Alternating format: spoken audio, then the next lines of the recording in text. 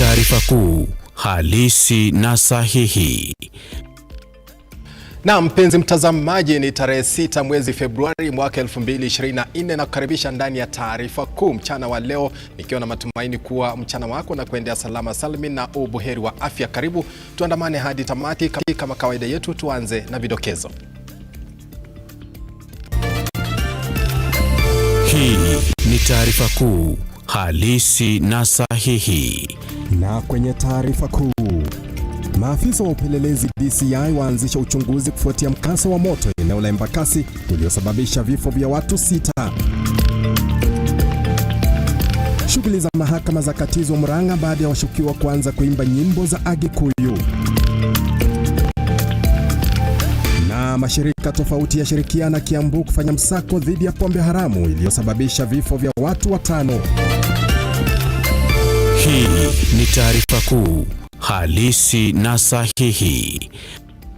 Naam, karibu tuandamane hadi tamati. Mimi ni Henry Tende Anyula. Idara ya uchunguzi wa makosa ya jinai DCI inayoendelea na kuchunguza mazingira yanayozunguka kituo cha gesi cha Embakasi kilicholipuka na kuwaua watu 6 na kujeruhi mamia, kimewakamata washukiwa 4 kwa utepetevu. 4 hao ni Derek Kimathi ambaye ni mmiliki wa kituo hicho kilicholipuka na ambaye DCI inamzuilia kama mshukiwa mkuu, David Ongare ambaye ni mkurugenzi wa mazingira mamlaka ya NEMA, Joseph Makau ambaye ni mkaguzi mkuu wa athari za mazingira mamlaka ya NEMA, na Miriam Kioko afisa mamlaka ya NEMA.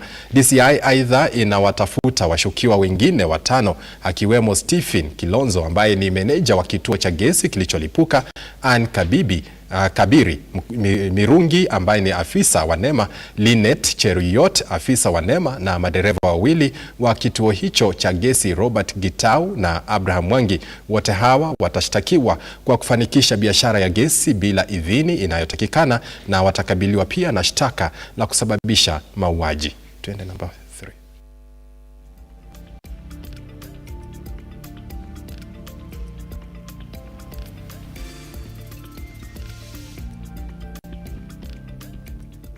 Naam, tukisonga mbele, vioja vimeshuhudiwa katika mahakama ya Murang'a. Hii ni baada ya wazee kutoka jamii ya Agikuyu kuanza kuimba nyimbo za maumau wakisubiri kusomewa mashtaka yaliyowakabili, wakishtumiwa kuwa miongoni mwa wanachama wa kundi haramu la Mungiki. Juhudi za karani wa mahakama hiyo kuwanyamazisha ziliambulia patupu. Washukiwa hao 21 walikamatwa mwezi Disemba tarehe 31 mwaka jana katika sehemu ya kutolea madhehebu ya Mukurwe ya Nyangathaga.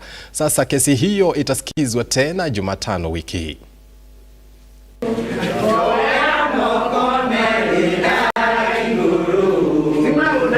You gather together as a community from the Kikuyu and you are verified, called the name Mungeki. If you are calling an 80-year-old Mungeki, a lady 80 years old Mungeki, it is just a term that is now being used, and it is actually being used politically to intimidate us. And Your Honor, I agree with what you are saying. We'll be here on Wednesday, but also bear in mind that 80-year-old person coming back and forth, and the level of intimidation that is now with them is very uncalled for. I'll give you up to Wednesday to confirm whether you're ready to proceed with this matter.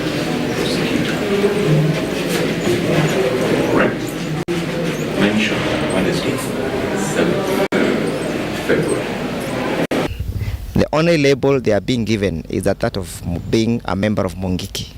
And so we are therefore here to dramatize and say that culture must be allowed to thrive in its original nature, whether it is pleasing to you or not.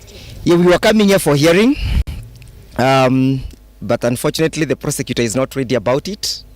He says there are some photos he needs, CGOCS Ayuko, and so we are waiting for them on Wednesday, because the matter again will be mentioned on Wednesday to confirm whether they are ready to proceed. You must understand that our clients are elderly people, over 80 years and above. Everybody that you see here is an accused person. So a woman or a lady or a mother of 80 years old is being labeled a Mungiki person. And therefore we are telling the government that be, or the power that be, There is no amount of intimidation, harassment or embarrassment. Naam, tuendelee na kuangazia moto uliozuka eneo la Embakasi ambapo kinara wa upinzani Raila Odinga amenyoshea kidole cha lawama idara za serikali zikiwemo mamlaka ya kudhibiti kawi nchini EPRA, mamlaka ya mazingira NEMA, idara ya ujasusi nchini na serikali nzima kwa mkasa huo wa moto uliotokea katika kituo cha gesi eneo la Mrima Embakasi. Odinga ambaye amezuru eneo hilo na kuhutubia wananchi amelaumu serikali ya Rais William RUTO na kusema imeshindwa na kazi na kupuuza wajibu wa kulinda nchi. Aidha, ameshikilia tukio lilotokea ni dhihirisho tosha ufisadi umekita mizizi katika serikali ya Kenya Kwanza. Hiyo maisha ya jamaa kama maisha ya kazi hapa. Ni kitu ya kusikitisha sana. Yale ambayo wanasema yote ni maneno matupu. Hata bwana Gachagua amekuja hapa. Anasema nini? Tunasema tunataka kila jamii hapa ipewe ridhaa ya shilingi milioni 500, shilingi laki tano, 500 kila jamii. Hiyo nitawawezesha hao watu kwenda kuanza maisha mpya. 500,000 for each and every family. Tuvuke hadi kaunti ya Kiambu ambapo mashirika tofauti yakiongozwa na NACADA, KRA na KEBS yameshirikiana katika msako wa kunasa pombe haramu inayodaiwa kuwaua watu 5 kutoka maeneo tofauti katika eneo la Ndeia, kaunti ya Kiambu. Wafanyabiashara kadhaa walinaswa na pombe ambayo imepitisha muda wa matumizi huku ikidaiwa ndiyo imekuwa ikiuzwa wakazi wa Ndeia. Aidha, kulingana na mkurugenzi mtendaji wa NACADA Anthony Omerikwa, amebainisha kuwa watashirikiana na serikali ya kaunti ili kukagua vilabu zinazopewa leseni, huku akiongeza kuwa watakagua sheria upya kuhakikisha wanaoshtakiwa kwa kuendeleza biashara hii haramu wamechukuliwa hatua kali za kisheria. My name is Anthony Omerikwa. I'm the CEO of NACADA, specifically emanating from the hue and cry that came from the community of Ndeia last week. Out of that, we started carrying out a compliance check on the establishments here to ensure that not only are they compliant, observing the specified time, making sure that they are licensed, and also ensuring that the drinks that are being served to the residents of this area are fit. You see here is a multi-agency. That in itself is evidence that we are working as a government. And where we sit, I think we've seen an opportunity, and we're trying to carry out some legislative reviews to make sure that this fight against alcohol and drug abuse is smooth, and that all perpetrators are brought to account. We will sustain our efforts to ensure that the residents of this area are not victims of contraband alcohol, and the cries of the residents that were made last week will be fully addressed. We will be in this area for some time. I think we'll carry out a census. We'll move from establishment to another to ensure that we mop up and combat this area. Tulikuwa tunataka hii vilabu ifungwe.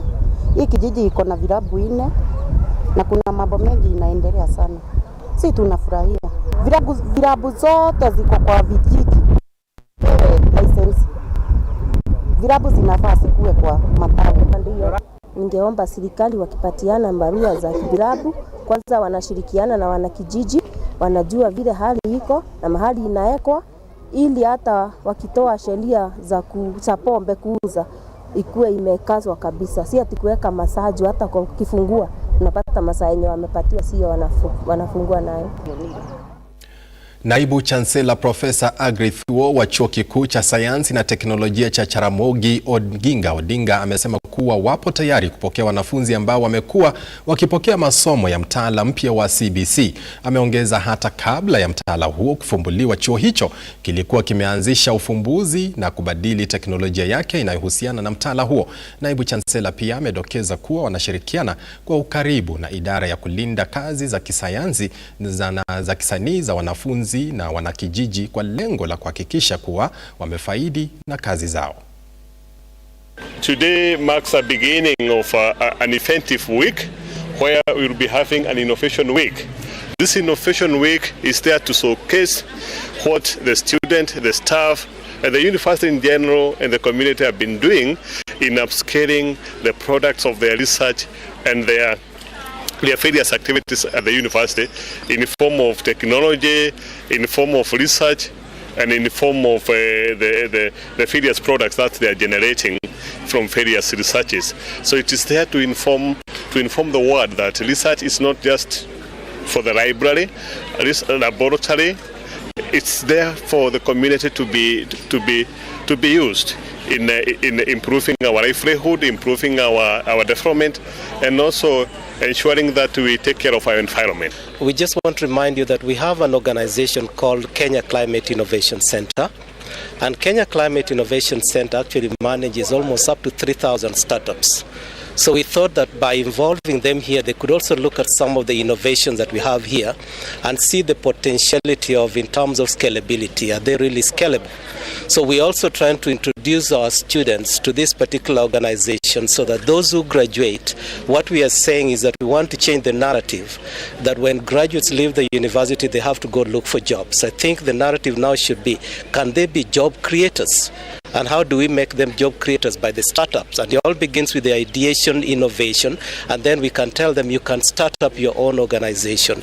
And how do they find support? Like through KCIC, who basically provide some form of funding. They actually give them free money and give them mentors to work with them along, even as they scale up their innovations into bigger businesses.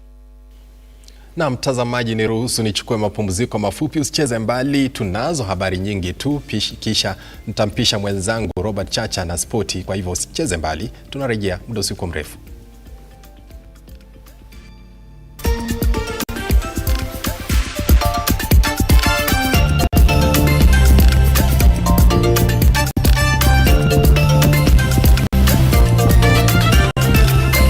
Hii ni taarifa kuu halisi na sahihi.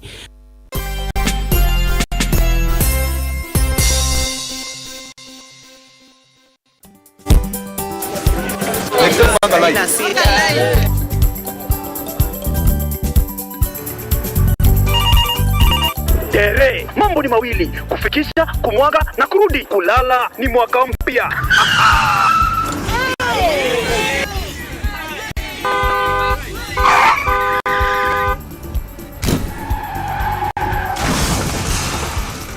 Muka we mse. Nini mbaya? Wewe kwani wani vile dereva anaendesha gari vibaya, lazima tususe. Anaendesha gari na kwa simu the whole time, hata angalia barabara. Tusimame. Wewe dereva wewe, mwaka iliyopita peke yake watu zaidi ya 3,000 walipoteza maisha yao barabarani kwa sababu ya tabia kama hizo. Hautatuangamiza tukiona. Naomba msamaha, nitampeleka vizuri. Si wameomba msamaha. Sasa tuende tusafiri kwa mwendo wa aste. Dere Smart hufikisha abiria salama. Ujumbe huu umeletwa kwako na NTSA kwa ushirikiano na European Union.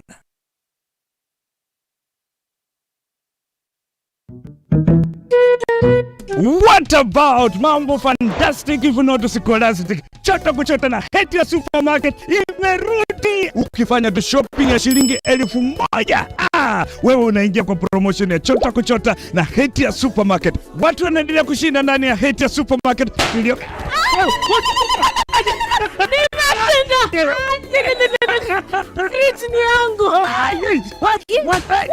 Mwana tata kitoko. Wewe na unashinda nini? Yote. Sasa, wewe unalala. Karibu ndani ya Heti ya Supermarket uweze kuchota kwa wingi kabisa. Watu wanasema nini? Nakwambia kwamba chota kuchota. Unangoja nini? Magari 7 za kushindaniwa, TV, fridge, microwave, shopping vouchers, school fees vouchers, instant prizes na zawadi zingine kemkem. Chota kuchota imethaminiwa na Hetia's Oven Fresh Bakery, Gigabyte, Mount Kenya Milk, Clover's Food Products, Velvet, Magic Drink, Pwani Oil, Arenco, Fruit Juice, Masterchef, Toilex, Coolsy, Mika, Wash Ultra, Philos, Bristol, Nivea, My Choice, Ushini, Fresh Fry, Arimis Jelly, Cabernet Water, Dettol, Ketepa, Meta, Glucose, Coca-Cola, Rosy Tissue, Big Giant, Elbins, Unilever, Fresh, Unga wa Dola, Blue Band na Pasta Star. Shindano la chota kuchota linaanza tarehe 1 Disemba hadi tarehe 10 Februari mwaka 2024.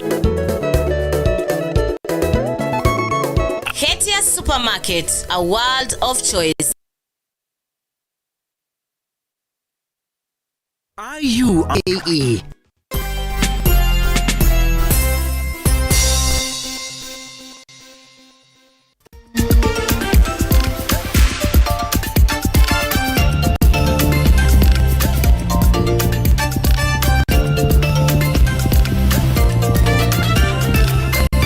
Hii ni taarifa kuu halisi na sahihi.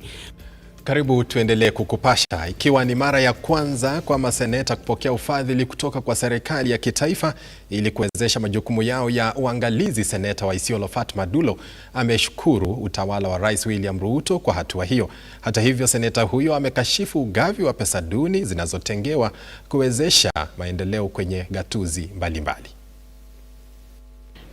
Leo asubuhi nilikuwa na civil societies NGOs na nikawa na ward planning committee, nikaona faith based organization.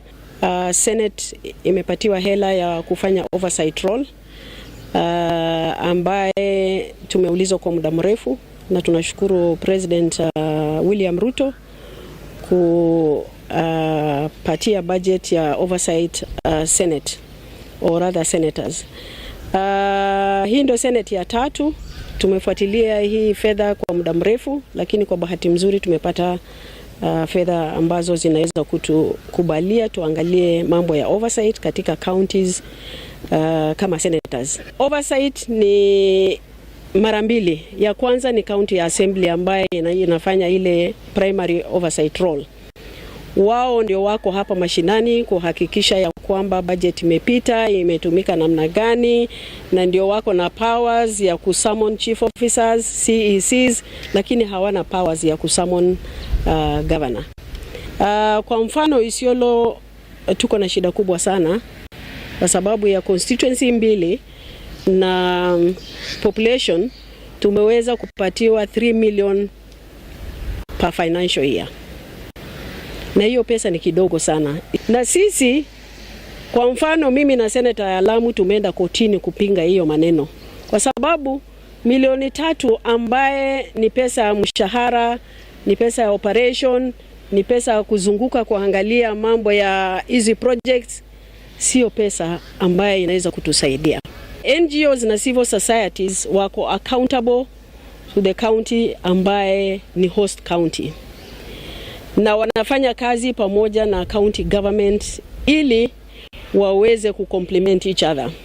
Yangu ni kupitia hii project nione vile iko na niandike ripoti nipeane katika Senate ili tufuatilie tuone kwa sababu gani hii miradi imekuwa.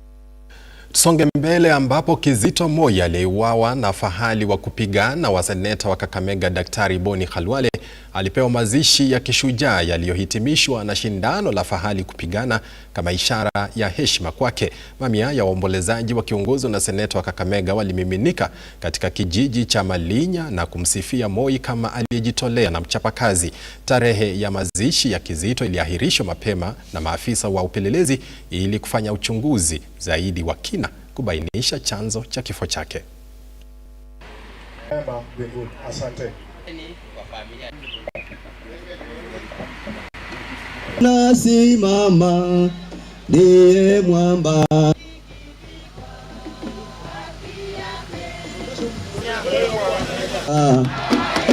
Mwami Yesu yananga. Beja mwami Yesu yananga. Sobra ile. Mwami Yesu yananga. Mtoto kama Moi venye amekufa hivi katika hiyo hali, huwa anazikwa. Akishazikwa basi wananchi wao wanajumuika pamoja kwa ajili ya kuendeleza shughuli ambayo unaona inaendelea hivyo. Baada ya pastors kumaliza shughuli zao zote, basi viongozi pamoja na waigizaji wale ambao wakufanya utamaduni wetu wa bullfighting wao wanakuja hivyo na ngoma ya kitamaduni yenye napiga hiyo kwa ajili ya kuhakikisha kwamba wanamsindikiza katika hiyo hali. Mpaka mtu mwingine anaweza kuwa na kifaranga kidogo alete hapa bibeba nako. Hata mmoja hiyo ikuje ianze kung'orusa hiyo kaburi hiyo. lazima ng'ombe ipikane kidogo, ndio hili mtu mwingine alipotoka hapo kwa hii poma kishindwe. Ndio sababu alikuwa mtu wa ng'ombe. Kulingana na hii mayo, kwa hero yake imekuwa nzuri kwa sababu ng'ombe zimemaliza vita, hakuna ng'ombe imedunga mtu, hakuna majeruhi yote yamepatikana. Kwa hivyo inamaanisha roho yake mahali iko imefurahi.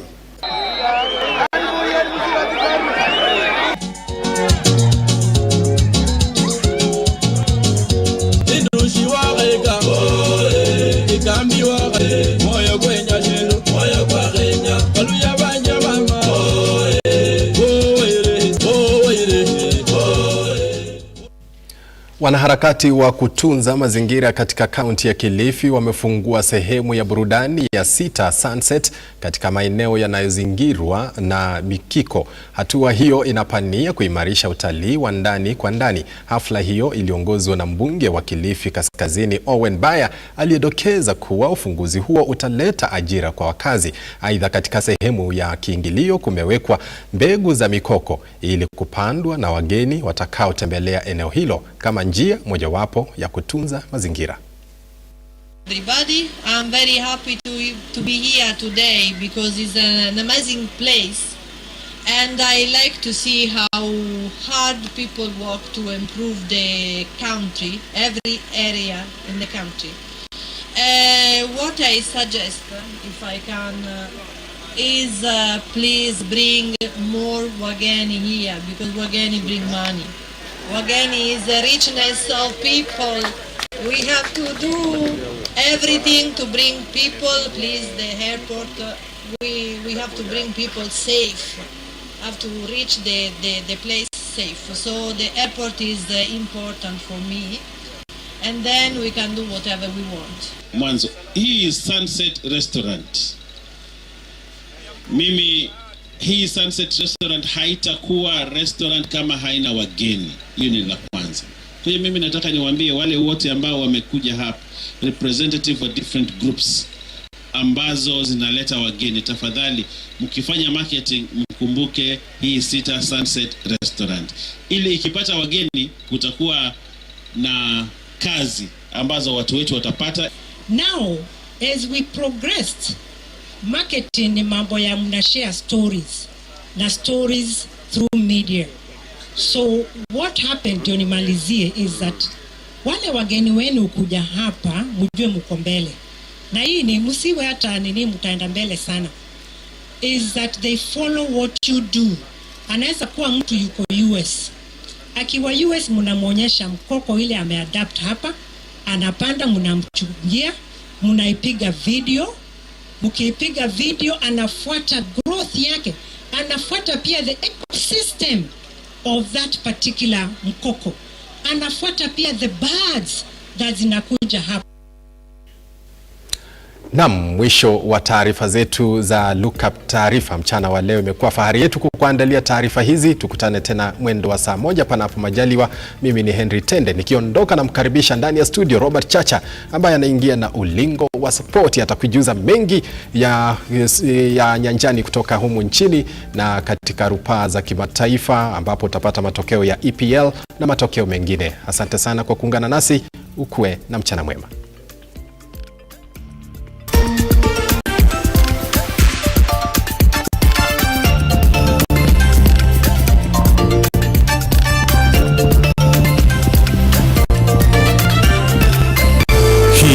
Ni taarifa kuu, halisi na sahihi.